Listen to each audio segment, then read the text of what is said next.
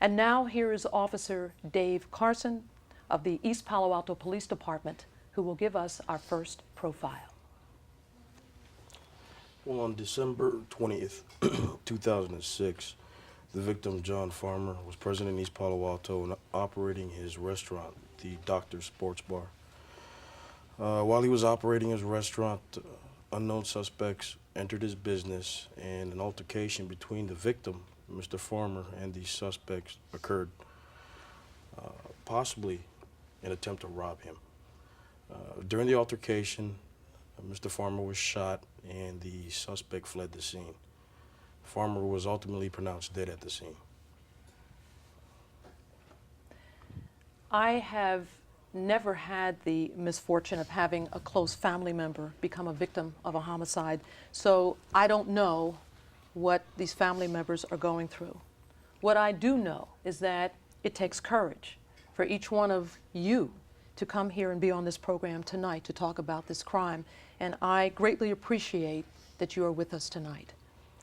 So why don't each one of you tell us your names and how you're related to John Farmer? We'll start here. My name is Edna Farmer, and John Farmer was my son, and I'm his mother. My name is Erma Jackson, and I'm John's oldest sister. That's why. My name is Geneva Farmer, and I'm John's youngest sister. Thank you. Thank you all for being here. I'll Thank start you. with you, Ms. Farmer. How did you find out that John had been killed? The telephone rang, and it was Deacon Sterling on the other end. And he asked me, could he speak to my daughter, Geneva? And I gave her the telephone. He did not tell me what had happened. So then you handed the phone to Geneva. That's right. And so, Geneva, take us from there. What happened? I picked up the phone because I was kind of surprised for him to call me there, and he knows my mother much more than he knows me. I answered the phone, and he said, your brother has just been killed. And I just went into shock, but I was able to tell my younger brother, you need to get to the restaurant. Then I told my mother something had happened, and she said, is he dead, is he dead? And before I could say anything else, and we did not want her to go there by herself. We wanted to go with her. But I turned around, she had her coat on, and she was out the door. She drove all the way up there by herself. And what was so amazing, she parked on the other side where the community church was. And, you know, here's my mother was 89 years old, and she ran across the street. I mean, it was just amazing, you know, to us how she made it. But And Ms. Farmer, when you got there, what did you do? Well, I wanted to go in the restaurant, but they wouldn't let me. So I just, I don't know, I just went all to pieces. Because, you know, I was worried about him all the time up there. And, Ms. Jackson, know. how did you find out? Well, I heard it on my voicemail.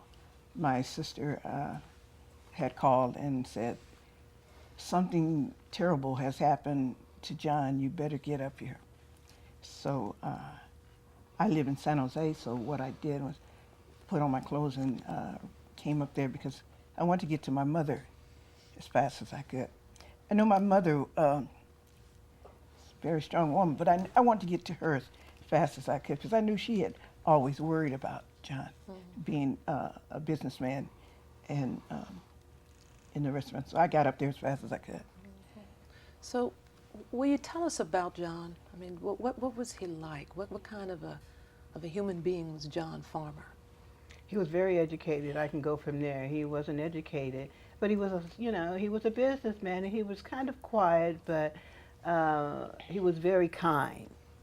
He was very kind. If you needed anything, I mean, he didn't have a problem with if someone comes in there and they didn't have any money to get something, he said, okay, you can get this meal, but I might need to help you. I might need you to help me take out some of the trash or to do something, but He was a family man. He had 4 children. I mean, 2 boys that he has raised up.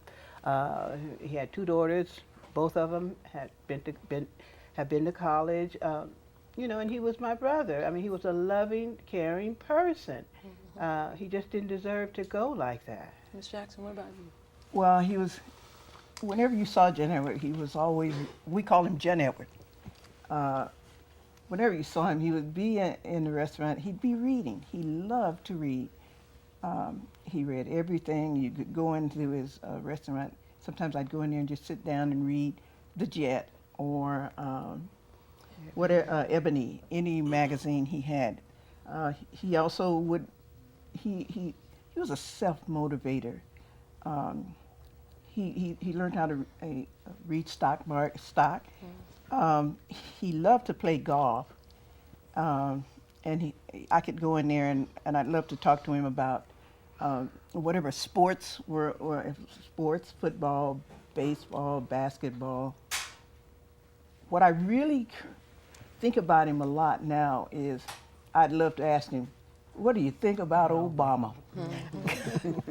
I know he would be really into politics and would be listening and reading everything about the current political climate that's going on. Let's take a look at 2 photographs of John, and then maybe Ms. Farmer's mother, you might want to talk about what's in the photographs, and you could tell us. Let's take a look. So you see that photo there? What does that remind you of? That remind me of him serving people food. That what he loved. That was to your do. birthday. That was my birthday. That was your birthday. It was. Picture of and John. he was- And let's see if we have he had- another photograph we have of John. And while that's coming up, Ms. Farmer, tell us about your son.